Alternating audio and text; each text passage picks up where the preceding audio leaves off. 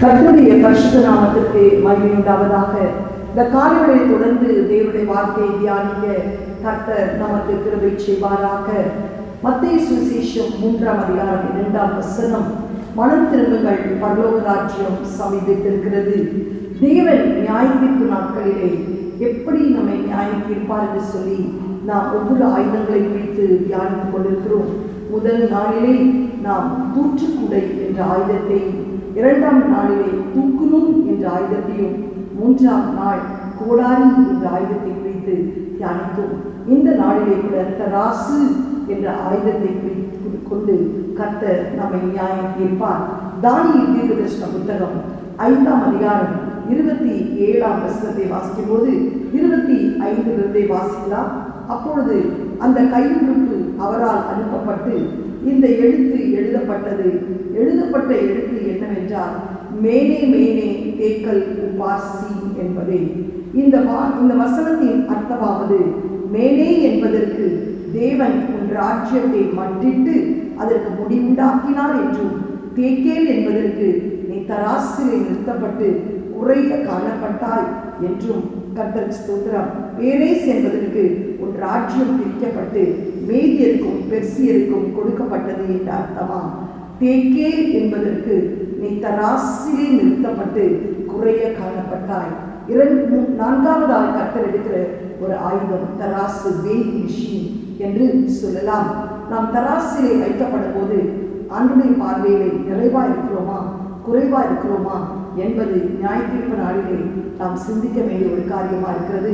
இந்த இடத்திலே நாம் வாசிக்கிறோம், தானியேல் 5ஆம் அதிகாரம், பெல்சாஷார் என்னும் ராஜா தன் பிரபுக்களில் 1000 பேருக்கு ஒரு பெரிய விருந்து செய்து அந்த 1000 பேருக்கு முன்பாக திராட்சரசம் குடித்தான். பெல்சாஷார் திராட்சரசத்தை குடித்துக் கொண்டிருக்கையில் அவன் தன் தகப்பனாகிய நேபுகாத்நேசர் எருசலேம் தேவாலயத்திலிருந்து கொண்டு வந்த பொன் வெள்ளி பாத்திரங்களில் ராஜாவாகிய தானும் தன் பிரபுக்களும் தன் மனைவிகளும் தன் வைப்பாட்டிகளும் குடிக்கிறதற்கு அவர்களை கொண்டு வரும்படி கட்டளையிட்டார். அவன் ஒரு பெரிய விருந்து அந்த ராஜா வைக்கிறார். பெல்சாஷார் வைக்கும்போது அந்த நேபுகாத்நேசருடைய தகப்பன் எருசலேம் ஆலயத்திலிருந்து கொண்டு வந்த பொன் பாத்திரங்களை, அங்க அந்த பொன் பாத்திரங்களில் என்ன வைக்கப்பட்டிருக்கும்? அப்பம், சமூகத்து அப்பம், இதையெல்லாம் வைக்கப்பட்டிருக்கும். மன்னா, இதையெல்லாம் இந்த பொன் பாத்திரங்களை கொண்டு வந்து அவன் வைத்திருந்தான் சூறையாடி. அதை அவனுடைய மகன் என்ன செய்தான்? அந்த விருந்திலே வைப்பாட்டிகளுக்கும் மறுமனையாட்டிகளுக்கும் அதிலே மதுபானத்தை ஊற்றி கொடுத்து மரங்களையும் கற்களினால் செய்த தெய்வங்களையும் வணங்கினான். இப்படியாக அந்த பொற்பாத்திரங்களை துஷ்பிரவாகம் பண்ணும்போது ஒரு கரம் வந்து அந்த செவுற்றிலே ஒரு வார்த்தை எழுதினது. அந்த உறுப்பை பார்த்து அவன் நடுங்கி போனான். அவன் கை காலெல்லாம் நடுங்க ஆரம்பித்து விட்டது. பயந்து போனான். ஆனால் அந்த ராஜாவின் முகம் நாடி மாறினது. அதை ஒருவராலும் அறிந்து கொள்ள முடியவில்லை. கையுறுப்பை பார்க்கிறார்கள், அது எழுதப்படுகிறது, பயம் காணப்படுகிறது. ஆனால் ராஜாவுக்கு தவிர அதை ஒருவருக்கும் தெரியவில்லை. எல்லாரும் புதுக்கள கொண்டாட்டமாய் மதுபானத்தை பருகி அந்த தெய்வங்களை எல்லாம் வணங்கிக் கொண்டு மனம் போன போக்களை வாழ்ந்து கொண்டிருக்கிறார்கள். அந்த சமயத்திலே அவன் கல்பேர்கள், ஜோசியர்கள் எல்லாரையும் கூப்பிட்டு இந்த வார்த்தையை வாசித்து அதன் அர்த்தத்தை சொல்லுங்கள் என்று சொல்லும்போது யாருக்கும் அதை சொல்ல தெரியவில்லை. கர்த்தருக்கு ஸ்தோத்திரம். பின்பு அவருடைய தாயார் அந்த இடத்துல வந்து, உன் தாப்பன் நேபுகாத்நேசார் பாபேல் எருசலேமிலிருந்து கொண்டு வரப்பட்ட ஒரு தெய்வ ஞானம் உள்ள மனுஷன் இங்கு இருக்கிறார்.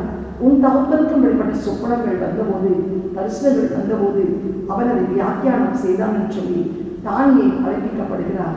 அப்பொழுது தானியேல் வந்து அந்த வசனத்தை வாசிக்கிறார். மேனே மேனே தேக்கல் உபாசி என்று சொல்லி, மேனே என்றால் ராஜ்யத்தின் முடிவு உண்டாக்கப்பட போகிறது. தேக்கேல் என்றால் ராசிலே நீ வைத்து நிறுத்தப்படும் போது குறைவாய் காணப்படுவார். பேரேஸ் என்றால் ராஜ்யம் பிரிக்கப்பட்டு பெர்சியா ராஜாவுக்கு கொடுக்கப்படும் என்று சொல்லி, இந்த நாளிலே கூட ராசிலே வைக்கப்படும் போது குறைவாய் காணப்படுவாய். அப்படியே சம்பவித்தது. ராஜ்யம் பெர்சியாவுக்கு கடந்து போனது. இதற்கு காரணம் என்ன? அவன் ஆண்டவருடைய பொற்பாத்திரங்களை அப்பியாச விதத்திலே அவன் அப்பிரோஜனப்படுத்தினதை நினைத்ததுதான். இன்றைக்கு தேவனுடைய பொற்பாத்திரங்கள் என்ன? யோசித்து பாருங்கள். ஆலயத்தில் உள்ள 5 பொற்பாத்திரங்கள் என்ன? பரிசுத்த ஓய்வு நாள், தசம பாகம், கர்த்தர் சொல்ல ராபோஜனம் பந்தி, ஊழியக்காரர்கள், பரிசுத்தம், இதை ஆலயத்திலே நாம் துஷ்பிரவாகம் பண்ணுவோமானால் இன்றைக்கு எத்தனை பேர் பரிசுத்த ஓய்வு நாளை குலைச்சலாக்குகிறீர்கள்? பரிசுத்த ஓய்வு நாள் தேவனுக்கு என்று நியமிக்கப்பட்ட நாள். வேதத்திலே வாசிக்கிறோம், உன் சொந்த வேலையை செய்யக்கூடாது, உன் சொந்த வழிகளில் நடக்கக்கூடாது, உன் சொந்த பேச்சை கூட அன்றைக்கு பேசக்கூடாது. அது தேவனுக்கென்று நியமிக்கப்பட்ட ஒரு நாள் என்று. ஆனால் அந்த பொன் பாத்திரத்தை நாம் எவ்வளவாய் இன்றைக்கு தேவனுக்கு விரோதமாய் செயல்பட்டு கொண்டிருக்கிறோம். இன்றைக்கு அநேகர் ஆலயத்துக்கு வருவது கிடையாது. அப்படி வந்தாலும் நேரம் கடந்து வருகிறது. சொந்த வேலையை செய்யாதே ஆண்டவர் சொல்லியிருக்கிறார். உன் சொந்த பேச்சை கூட பேசாதே, உன் சொந்த வழியிலே கூட அதை நடாதே. அது தேவனுக்கென்று நியமிக்கப்பட்ட நாள். அதை அப்படி பரிசுத்தமாய் நீ அனுசரித்தால் தான் யாக்கோபின் சுதந்திரம் வரும். இன்றைக்கு உனக்கு வியாதி வர காரணம் என்ன? வேதனைகள் பெருக காரணம் என்ன? உன் குடும்பம் ஒரு சபிக்கப்பட்ட நிலைமையில் இருக்க காரணம் என்ன? பரிசுத்த ஓய்வு நாளை நீ குறைச்சல் ஆக்குறது நிமித்தம், நீ தராசிலை நிமித்தப்படுவது குறைவாய் காணப்படுகிறார். கர்த்தருக்கு ஸ்தோத்திரம் உண்டாவதாக. இன்னைக்கு பரிசுத்த ஓய்வு நாள். அந்த நாட்களிலே வராமல் இருப்போமானால் கல்லெறிந்து கொள்ளும் என்று சொல்லியிருக்கிறார் ஆண்டவர். அன்றைக்கு ஆசாரிப்பு கூடாது வராமல் இருக்கிறது நிமித்தம் அவனை கல்லெறிந்து கொன்றார்கள். ஆனால் இன்றைக்கு கிருபையின் காலத்தில் இருக்கிறபடினால் நீ ஆண்டவரை விசாரமாய் எழுதுகிறார். இரண்டாவது ஒரு பொற்பாத்திரம் என்னென்று சொல்லி நாம் பார்ப்போமானால் ராபோஜன பந்தி. இத்தனை பேர் ராபோஜன பந்தி அசட்டை செய்கிறீர்கள்.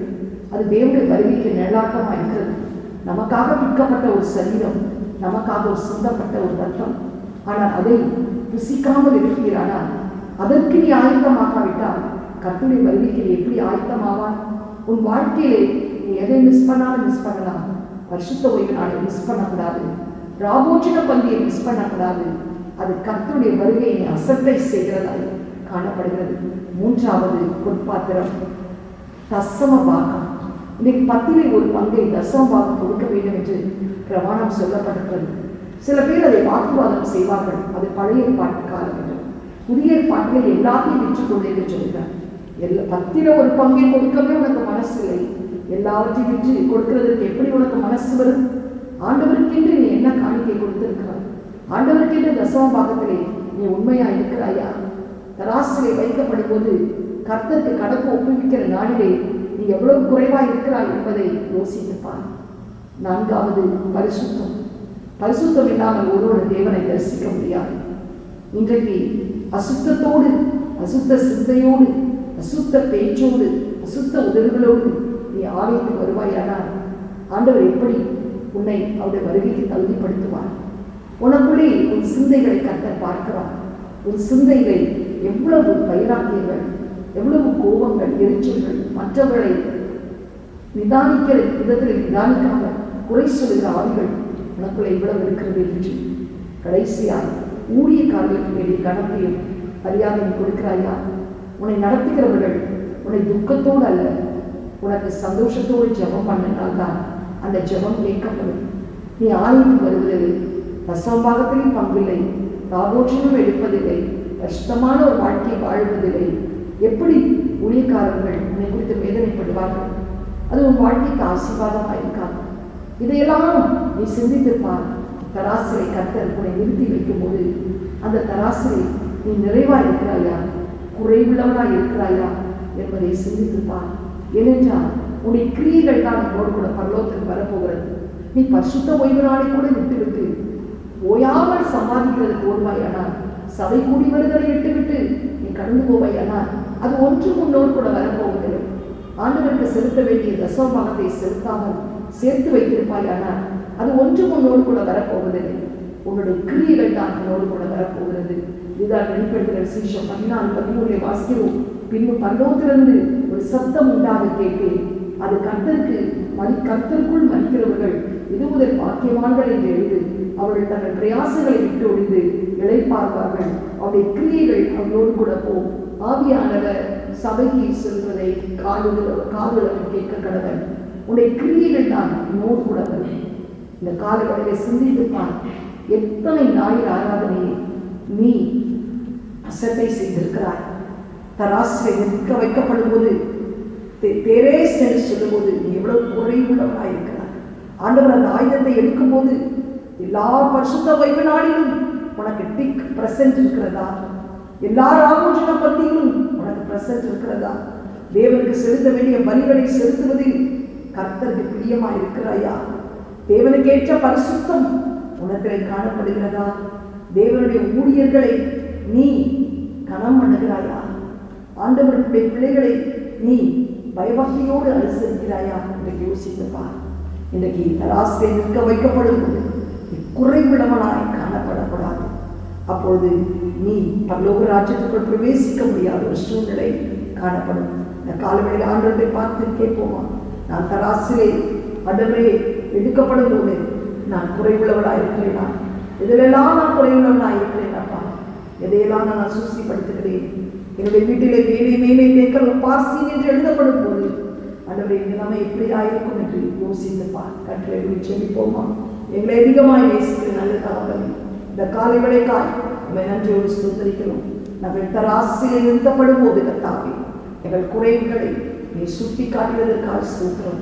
பரிசுத்த ஓய்வு நாளில் அந்த பெல்சாஷா நேபுகாத்நேசர் ஆலயத்திலிருந்து கொண்டு வந்த பொற்பாத்திரங்கள், இன்றைக்கு ஆலயத்தில் இருக்கிற பொற்பாத்திரங்கள் பரிசுத்த ஓய்வு நாள்.